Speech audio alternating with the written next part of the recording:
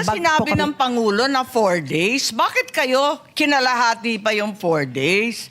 Hirap na hirap. Yung mga pumupunta sa DOE, magpapapirma sa PNOC, walang tao. Andito Section 3 mo Eto the DOE shall implement a hybrid work arrangement whereby officials and employees shall render 2 days on-site work per week. Ibig sabihin, wala sila doon. Sino naman ang magtatrabaho? Sinong pipirma? Sinong kakausapin? Sino mag-a-approve ng kinakailangan natin kapag ganyan? Kaya pala, pag nagtatanong kami, wala na kayong sinabi, kundi pag-aaralan, i-review, babalikan, pagmimitingan. Kasi nga, 2 days a week. Mr. Chair, PNOC is a GOCC, so I cannot speak for them, but I'm speaking in behalf of the Pareho rin po. But all contracts are all on deadline, Mr. Chair. Wala po kaming lahat po ng mga service contracts. They continuously, we only have 30 working days for that to sign, and those are signed before the 30 days. Lahat po ng meetings, we are still ongoing with that. Even our oil companies, our bulk distributors, everyone po, minimit po yan. Wala pong tigil po yan.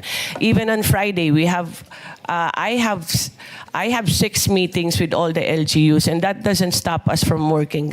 Just the fact that baka sa iba po, pag work from home, di sila magtatrabaho. Pero eto po yung DOE nagtatrabaho. I don't know what the arrangement is with PNOC. Secretary naman, paano pipirma ng mga permitting na sinasabi nyo na accelerated hybridization? Paano pipirma ng iba't ibang mga renewable projects? Walang tao dun sa opisina. We're automated, Mr. Chair. Pambira. Hindi naman online yung approval It's online, Mr. Chair, because of the EVOS. Hindi po. Marami po nagre-reklamo. In any case, I think that this memo that the lead agency will work as a mere 2 days a week in the face of this crisis is reprehensible and incomprehensible.